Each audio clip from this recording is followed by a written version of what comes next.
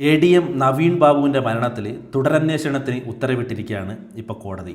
PP ദിവ്യയുടെ എല്ലാ phone കോളുകളും പരിശോധിക്കണം എന്നാണ് ഇപ്പോൾ കോടതി നിർദ്ദേശിച്ചിരിക്കുന്നത്. ഇവിടെ നവീൻ ബാബു കൈക്കൂലി വാങ്ങിയാലും ഇല്ലെങ്കിലും PP ദിവ്യയുടെ ഭാഗത്ത് അന്നുണ്ടായത് വളരെ മോശപ്പെട്ട ഒരു കാര്യം തന്നെയാണ്. എന്തെങ്കിലും തരത്തിലുള്ള ഒരു പരാതി ഉണ്ടെങ്കിൽ അത് നിയമത്തിൻ്റെ വഴിയിലൂടെ വേണമായിരുന്നു നീങ്ങാൻ വേണ്ടി, അല്ലാതെ സോഷ്യൽ മീഡിയയിലൂടെ ഇങ്ങനെ അപമാനിച്ച് ഒരാളെ ആത്മഹത്യയിലേക്ക് തള്ളിവിടുക അല്ലായിരുന്നു വേണ്ടത്. ഇതേപോലെ തന്നെയുള്ള മറ്റൊരു സംഭവമായിരുന്നു കുറച്ച് ദിവസങ്ങൾക്ക് മുമ്പ് നമ്മുടെ കേരളത്തിൽ നടന്നത്.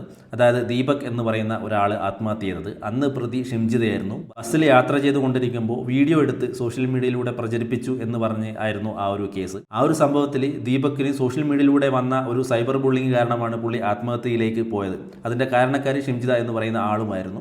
അവരെ അറസ്റ്റ് ചെയ്ത് കുറച്ച് ദിവസം ജയിലിലൊക്കെ ഇട്ടിട്ടുണ്ടായിരുന്നു. ആ ഒരു സമാന രീതിയിൽ കാണാൻ പറ്റുന്ന ഒരു കേസ് തന്നെയാണ് ഇത്, ആത്മഹത്യാ പ്രേരണാ കുറ്റം. എന്തായാലും ഇതിൻ്റെ പിന്നിലെ സത്യം കണ്ടെത്തണം എന്ന് തന്നെയാണ് ഇപ്പോൾ കോടതിയും ഉത്തരവിട്ടിരിക്കുന്നത്.